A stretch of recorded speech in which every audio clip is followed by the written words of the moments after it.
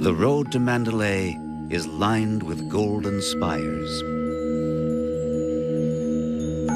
Myanmar. Over the years, political upheaval has rocked this ancient land.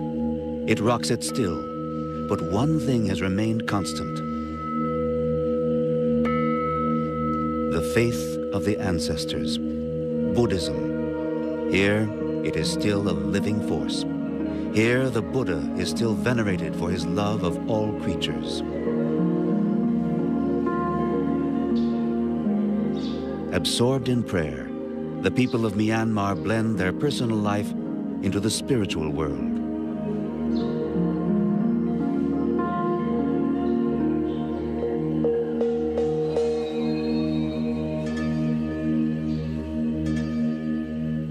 There are no riches unless they are placed in the service of Buddha. Believers donate golden statues and jewels. And of all the gifts in Myanmar, the most precious is a stone from deep within the earth. The ruby.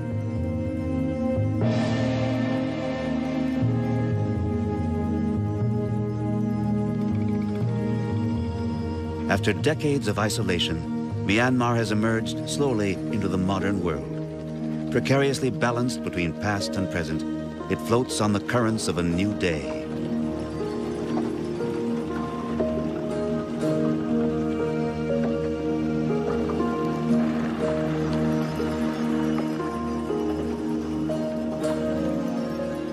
To journey here is to step back in time to a world of mystery and beauty. A land as hard and as lovely as its symbol, the ruby.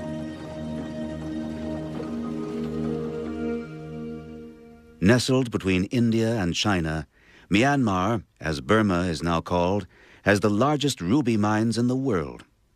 They are tucked far away in the hinterlands. To reach them, we travel first to Yangon, the capital.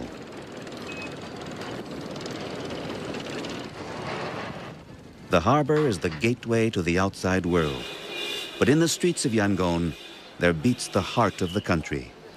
Pagodas, monks, believers, and above all, rubies. The ruby dealers meet in Sway Bon Ta Street. Deals are made over a cup of tea in one of the many little sidewalk tea shops. An illegal market, but one that is tolerated.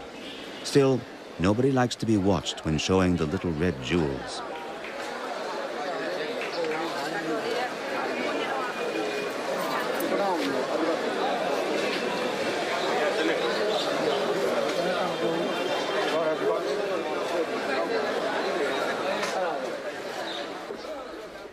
Tea and rubies.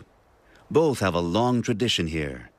100 years ago, it was the Maharajas who sold their rare gems to the Europeans. Today, the military controls the state ruby mines, and the country too. With Captain Kin Ng Zhao, we are about to undertake an incredible journey deep into the heart of an area that has long been closed to foreigners. A military zone, still top security. We set off from Tung Gi and travel into the notorious Golden Triangle, perhaps the most infamous drug-growing region on Earth. Heading to Mong Shu on the mountain Loi Sok Tok, we will be the first foreign team to film in one of the largest and most dangerous ruby mining areas in the world. Mong Shu, it was found out last 4 years ago, and still the area is not very secure, and then that's why you are the first person to get there as a foreigner. The area around Mong Shu achieved notoriety as the territory of the warlord and drug kingpin Kun Sa, who battled the Burmese government and its forces for years.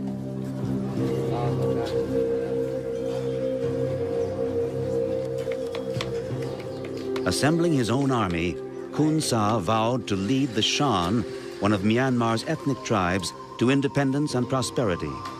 In return, the Shan would plant his opium in their fields.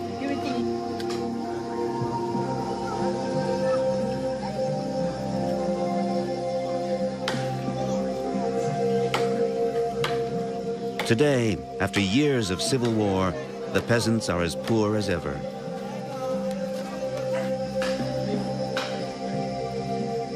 As for Kun Sa, he dissolved his army and disappeared, a rich man. Nowadays, there is a fragile peace in this troubled spot. Over 30,000 soldiers are still stationed east of Tangi. For security reasons, they say, but security is hard to find in the Golden Triangle.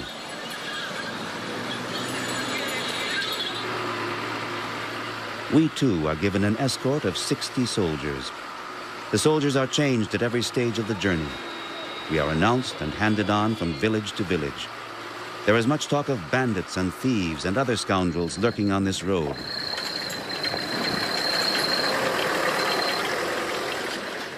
The worst enemy, however, is the road itself. When we set off from Tangi, a journey of 170 miles lay ahead of us. But the deeper we penetrate into the military area, the more frequent the breakdowns.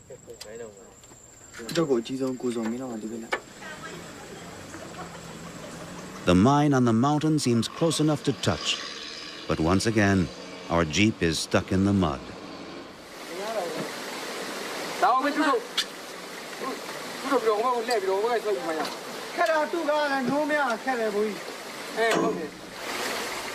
This time, it looks bad.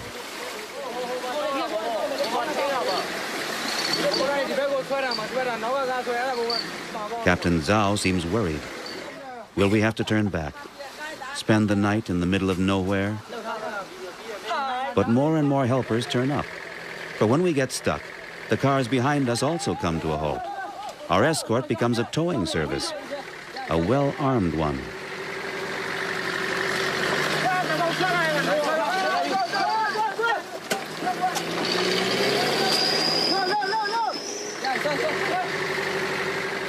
The monsoon season, though nearly over, is still wearing away the muddy track. We slog ahead another half mile, and then, finally, come to a dead halt. The last half mile will have to be covered on foot. This is the end of the world. Or it was, until the first Shan families discovered rubies. It was found by some native people, but they don't know it's a precious stone, and they sell it out to some Chinese merchant at very cheap rate. And then this new come and spread out, and then many people go there, and it's become like a ruby rush. We arrive just before dusk in Loy Sok Tok. It's taken us 2 full days to cover 170 miles. Long after nightfall, we hear the distant sounds of the pumps and generators. Yet the mine is nowhere in sight. We are deep in the mountain jungle of Myanmar, deep in the heart of the country. Peace descends upon the valley. We almost forget the mine.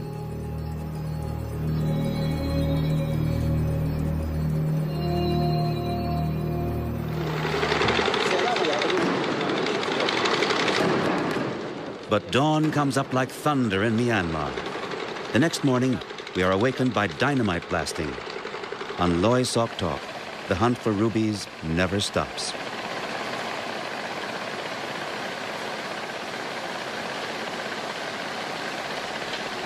"50,000 people live on this mountain, and for most of them, life is restricted to a few square yards, the area they work in the mine.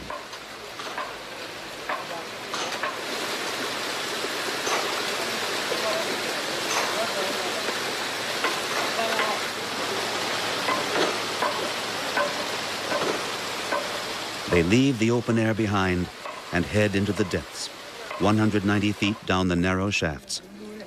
Making their way down slippery bamboo ladders, they disappear day after day into one of the passages of the labyrinth, sometimes forever. There is talk of accidents where up to 70 people were buried.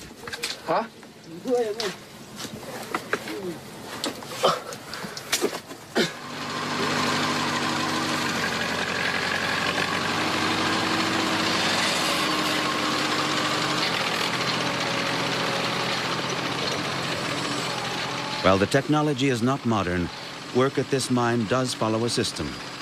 The rubies must be lured from the mountain, the gems separated from the rock, and so a great human machine has been assembled.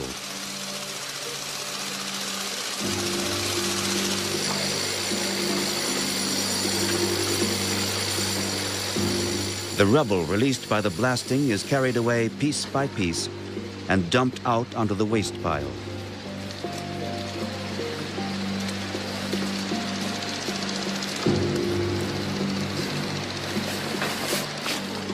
Hundreds of times a day, the men carry the rocks down the muddy steps. In rain and heat, they march in single file to unload their stones.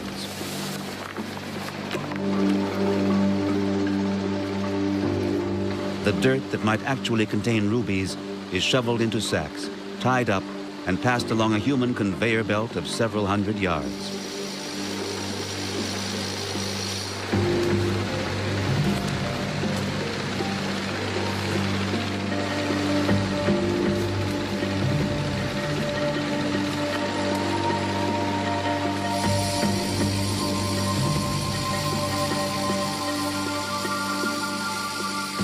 Again and again, day in and day out, the same motions send the sacks down the line to the first sorting station.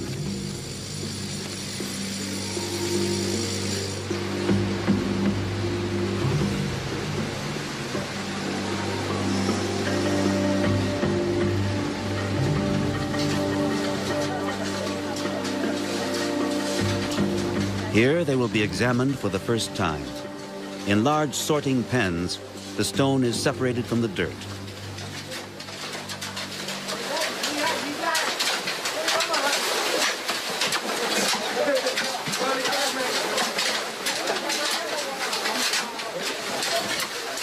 The hunt for the ruby is conducted in foot-high sludge, under the unblinking eyes of the foreman.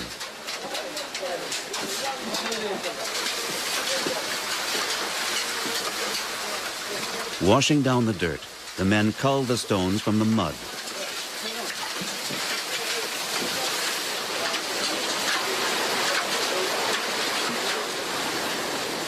In this process, water is precious. Every drop is cleaned and recycled, not with machines, but with human labor.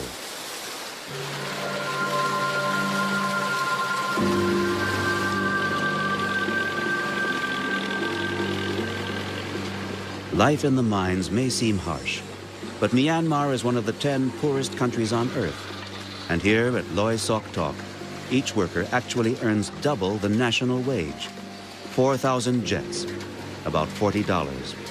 For this, workers come from all across the country.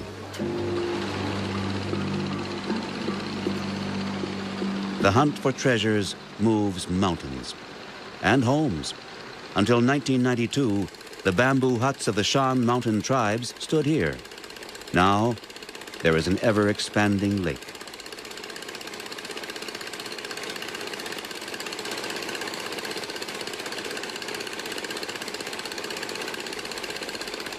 How many tons of earth have been turned over in search of the ruby? No one has counted. But the work never stops, and the cycle is never broken.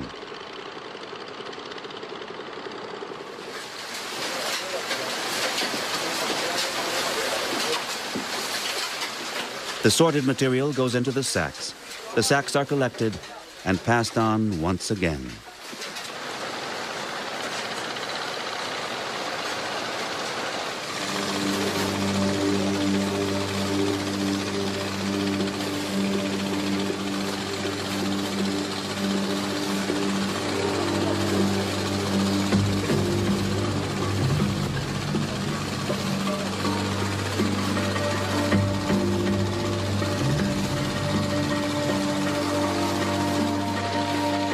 Next stop is the lift, which will take the pre-sorted stone to its final sorting in the tent at the entrance to the mine.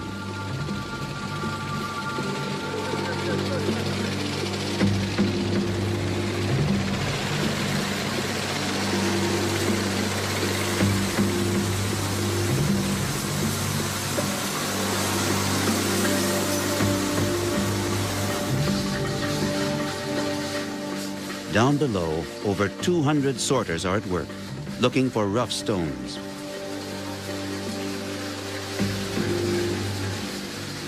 They toss and turn their sieves of gravel and dump them out onto the tables nearby.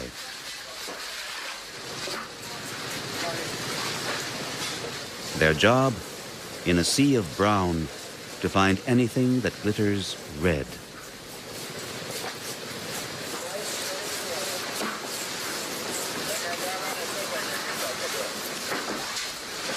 No one speaks. They stare at the gravel before them, searching, sorting. The waste pile at their feet grows. For hours on end, they stand on sharp stones and splinters, motionless, always in the same position. They sort with one hand, the left hand folded behind the back. Temptation is great, so the sorters are changed every 6 months. Only the foremen remain, and they never take their eyes off the sorters' hands. They control the workers and their work, often discovering small ruby slivers swept almost carelessly onto the floor.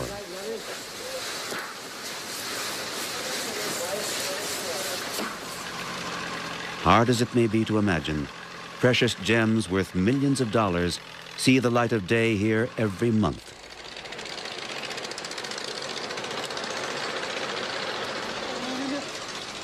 Of course, the workers dream of sharing in this wealth, but between their dreams and the reality, there is a large gulf.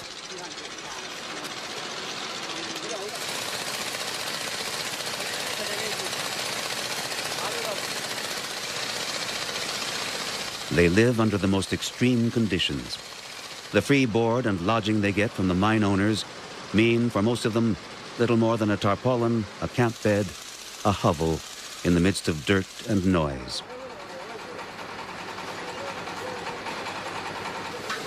Only when the oil simmers in the wok does the atmosphere mellow.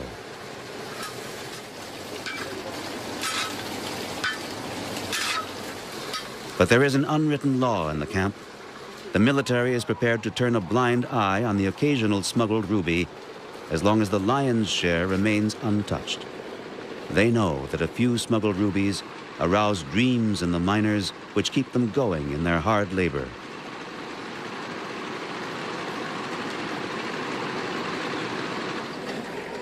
And it is this dream which breathes life and color into Loy Sok Tok, which attracts the ragtag crowd of ruby merchants and wheeler dealers who have settled at the entrance to the mine.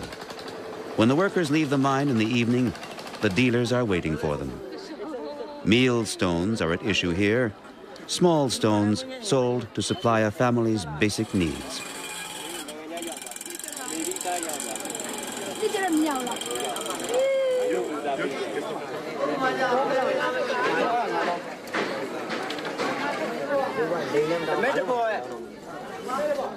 This deal was not clinched. But not far away, another exchange meets with success.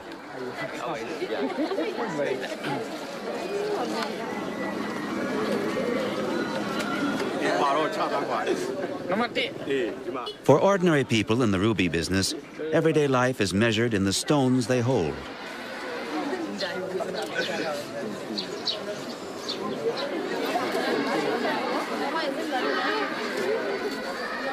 Children rummage at the women's feet, searching the ground for tiny ruby splinters.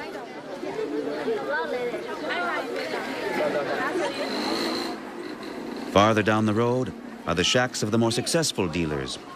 Their transactions with rubies are legal as long as both trading partners pay the 10% tax demanded by the military.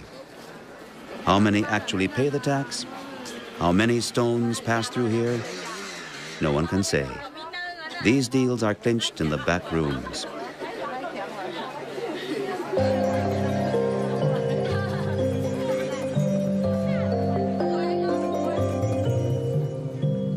There, too, are the small grinding shops, where, in the dim light, the ruby receives its final touches.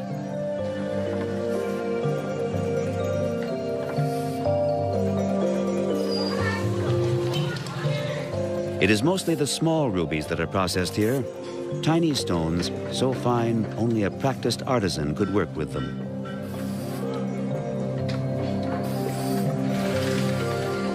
On the Ruby Mountain, business is booming.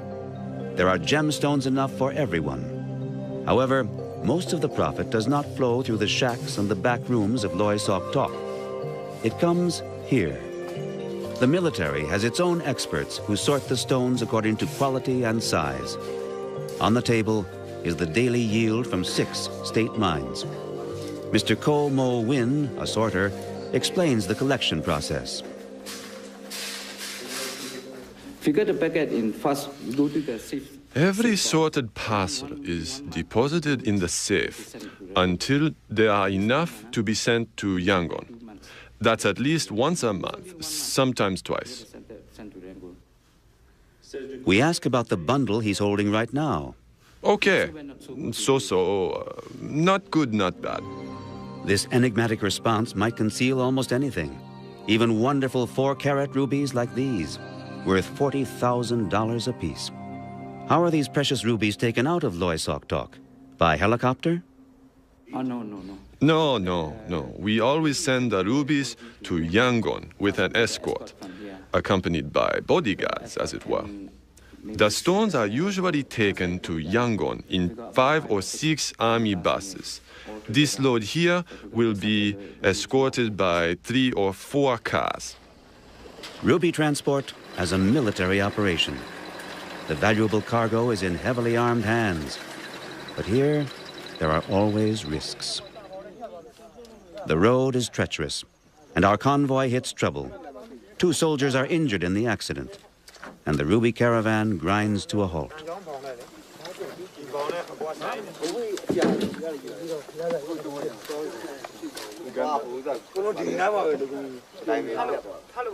The munitions are collected, the next camp informed of the incident by radio, and then the work begins.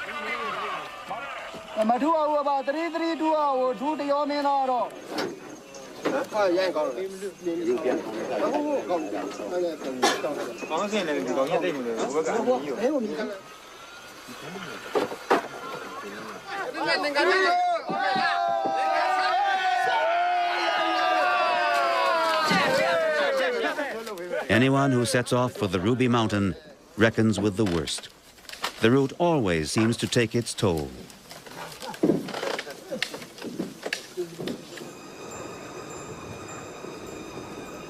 After a journey of 20 hours, we reach Tungyi again.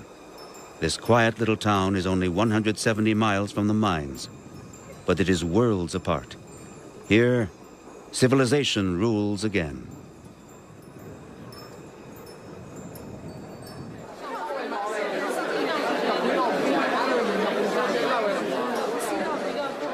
The Ruby Market in Tungyi is the meeting place for the buyers who do not wish to dirty their hands in the mud of Mengshu.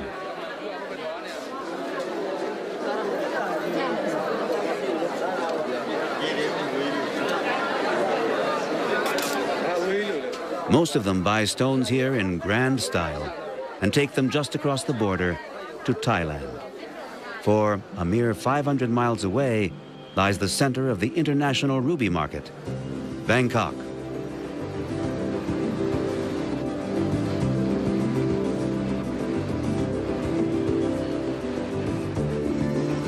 The International Jewelry Trade Center has a daily turnover which Myanmar could only dream about.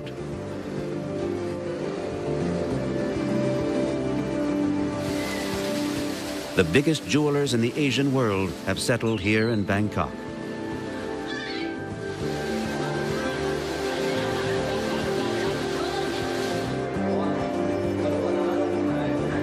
They present the rubies in glitter and splendor, as the world knows them, under glass.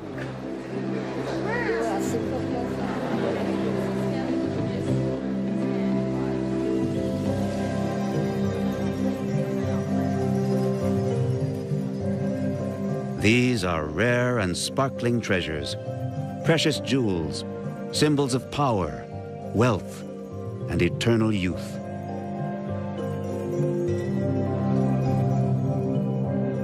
And yet, it seems fitting that these gemstones are blood red, the red of life and suffering.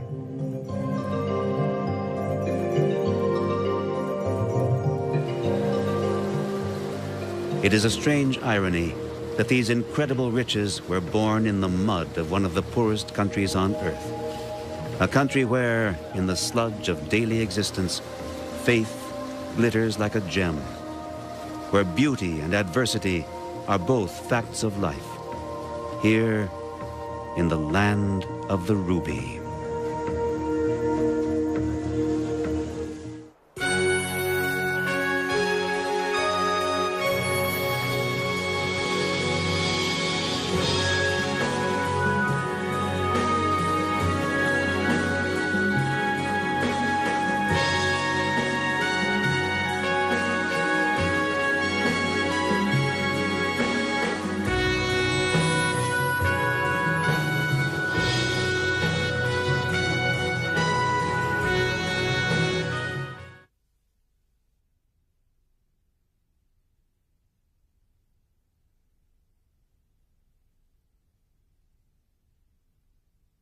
Still, but one thing has remained constant. The faith of the ancestors, Buddhism. Here, it is still a living force. Here, the Buddha is still venerated for his love of all creatures. Absorbed in prayer, the people of Myanmar blend their personal life into the spiritual world.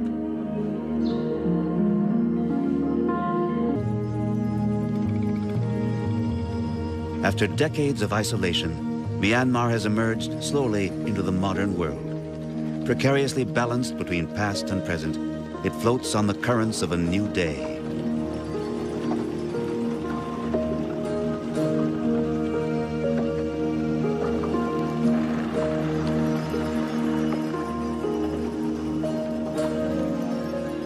To journey here is to step back in time to a world of mystery .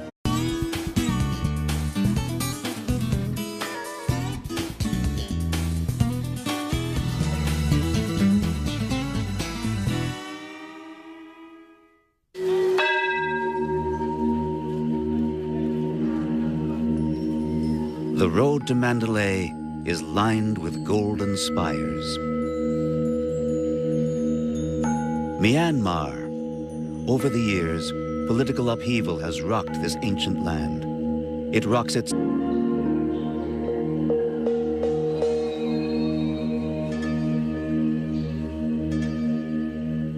There are no riches unless they are placed in the service of Buddha. Believers donate golden statues and jewels. And of all the gifts in Myanmar, the most precious is a stone from deep within the earth. The ruby.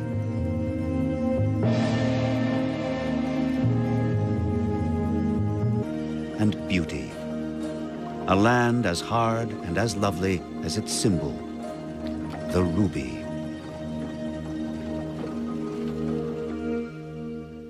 Nestled between India and China, Myanmar, as Burma is now called, has the largest ruby mines in the world.